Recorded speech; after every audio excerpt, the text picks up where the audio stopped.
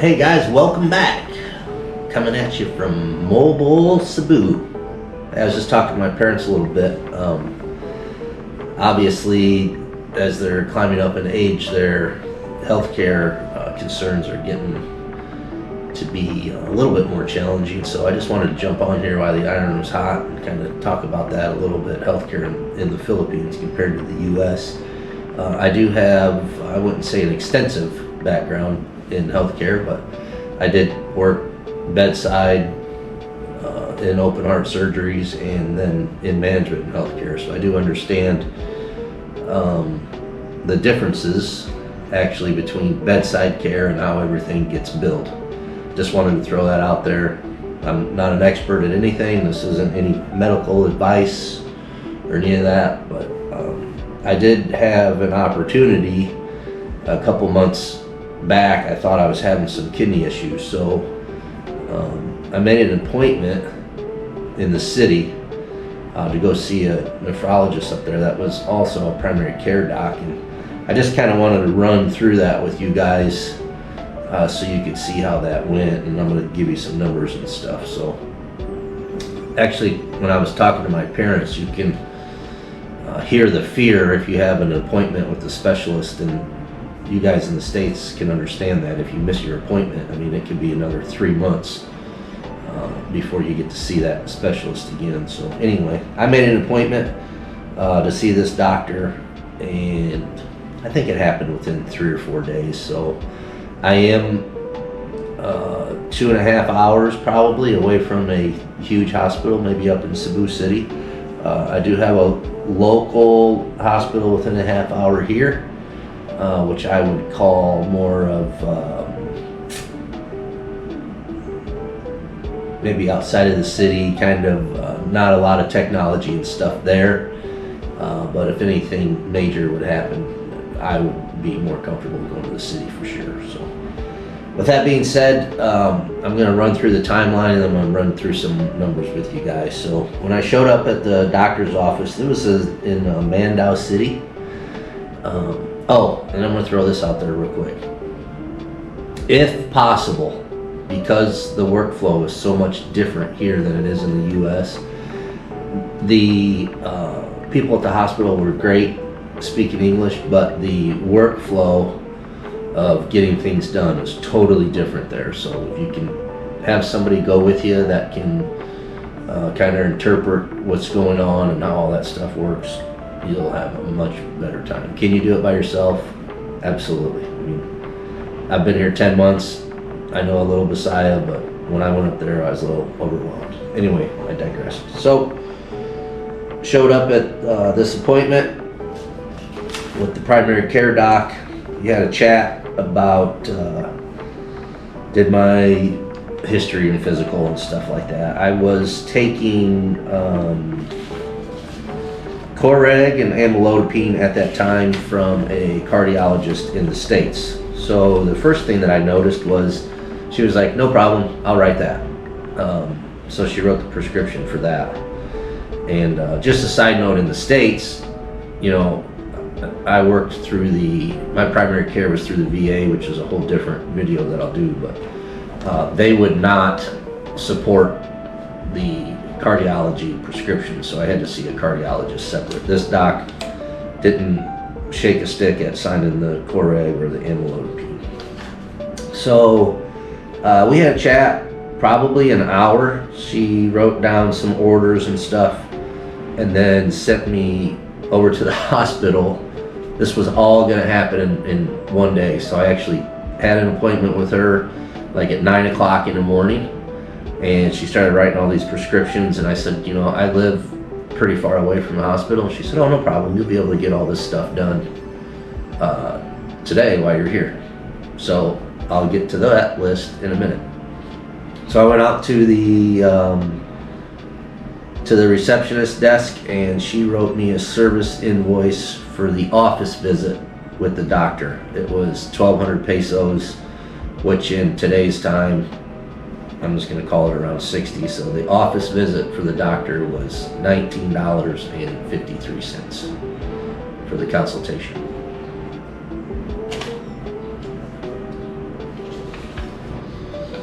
So then she wrote all the orders. So the orders were going to be a complete CT scan, CBC, a BUN, a BUA, and a creatinine level.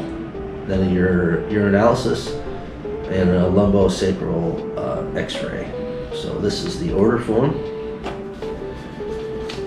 and this is the order for the scripts that she wrote me. So then I get over to the hospital, and this is where things change a little bit. So I took the order form to like the patient receptionist, and she punched in a bunch of stuff in the computer, probably just the order set. And then what she did was she sent me to the pay clerk and with these papers. So I wanted to share all that with you because it's I didn't try to turn this in on my insurance. I have healthcare insurance here, which is going to be a whole different day also, but I was under the impression, because I watch other videos and stuff, this is kind of you pay for all your care up front type thing. I had no idea what I was getting into, but I wanted this stuff done while I was there. Obviously I spent the night in a hotel and stuff, so I'm going to go through this invoice with you guys so you can see what the cost was here. And I did pay out of pocket for today, and if I was going to deal with the insurance company, I would. But here's the list. This is all paid beforehand. So the creatinine was 650 pesos, which is $10.58. The BUN lab work was 420 pesos, which was $6.84. And the uric acid was also 420 pesos, which was $6.84. Then the CBC, excuse me, I'm fighting a cold a little bit. The CBC was 450 pesos, that was $7.32. And the urinalysis was 350 pesos, which is $5.70. And then the lumbosacral spine X-ray was 1,475 pesos, which is $24. The whole abdomen CT scan, the CT scan was kind of broke up. There was different people that actually, it was like a three-step process. So I had a whole abdomen CT scan that was 3,520 pesos, which was $57.30. Then I had I did have a prior hernia repair, so the inguinal area was separate on the CT scan. That was 1,115 pesos, which was $18.15. Then I had a separate lady come in and do all the down low stuff with the boys, checking out the boys. And that was 1,670 pesos, which was $27.18. So the lab work, the x-rays, and the CT scan was a total of 10,070 pesos, which was $163.88 US. Then, of course, I paid all that on my credit card, and then they just kind of start sending you around to get all this stuff done. Keep in mind that these orders were written at 9 o'clock in the morning, and I was out of that hospital by 4 o'clock in the afternoon. The next thing I have here is I stopped excuse me, I stopped at the pharmacy to pick up this Coreg and this amlodipine, so I kind of wanted to share this with you. The pharmacist punches in the orders, and then they I saw the computer screen, it's a unit price, which is per pill. So I got the Coreg for hypertension was 1 month supply was 666 pesos, which was $10.84. And the amlodipine was 419 pesos. So the total for the 2 prescriptions for 1 month was 1,084 pesos, which is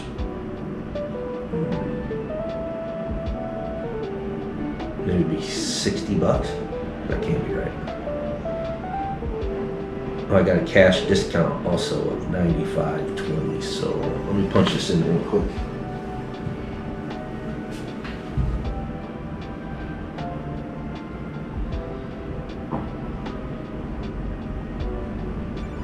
Oh yeah. So the prescriptions for a 1 month supply was 1,084 pesos, which is $17.64. And the reason why I wanted to share this today is, there's goods and bads of everything.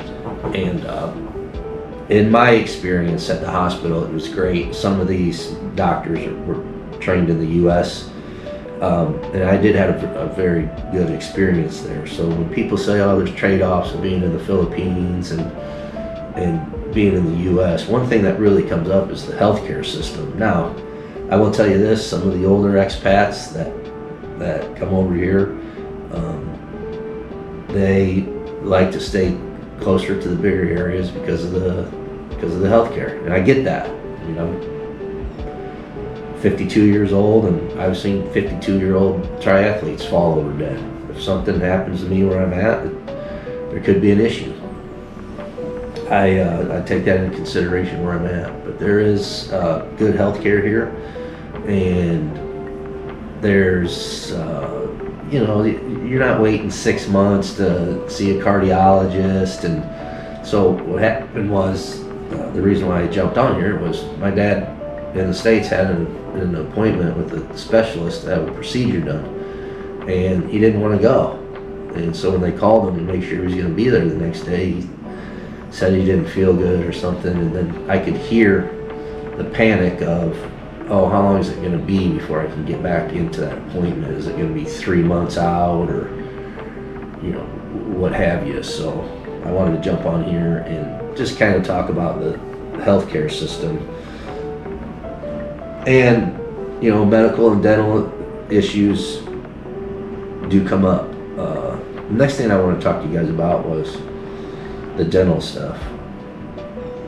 So I've been here 10 months. I've been to the dentist twice to have my teeth cleaned. I'm kind of actually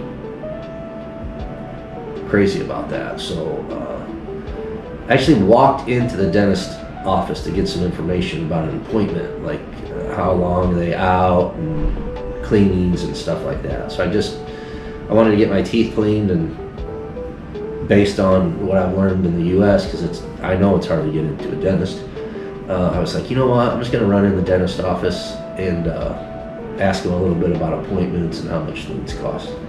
So I went into the dentist office. I said, hey, I'm obviously from the U.S. I'd like to get my teeth cleaned. When can I make an appointment? And the lady was like, oh, you can sit down here if you want. We'll probably get you in about 20 minutes. There was one dentist in there. It was during the week, and but that is not uncommon at all. You can make an appointment, but I've seen it many times where people can just walk into a doctor's office and have their teeth cleaned. Did a great job cleaning my teeth. It was, I was probably in the chair maybe a half hour. I know I went to the dentist right before I came over here also, but so walk-in services to get your teeth cleaned, 1,000 pesos, under 17 bucks. That's the other, thing as far as having dental work done. Big root canal, stuff like that, maybe not happening in that office. Might have to go to the city for that, but I also just wanted to, while I'm doing the health and dental type things. Now, I do have a good insurance policy that I paid pretty decent money for. I didn't even try to turn any of this stuff in because I knew it was going to be more of a headache. But I do have pretty good insurance if I have to be hospitalized, so I'll be in a private hospital. But just wanted to share that with you. after talking to my parents and dodging appointments and stuff like that, it's fearful. And I used to feel that too when I was in the U.S. Like, oh, if I don't get this guy's appointment, or how long is he going to be out? You don't have that so much here, so that's one of the trade-offs. Just want to jump on here, share that with you, and make sure you guys kind of understood what was going on. Yeah, I'm in a rural spot for sure. There's a rural hospital here. That's just part of the game that I'm playing. I'm not in the city where all the cars are running up in the roads and where all the hospitals are at. So I'd rather be on the outskirts, and had to take that in consideration. Until the next time, I'm out. See ya.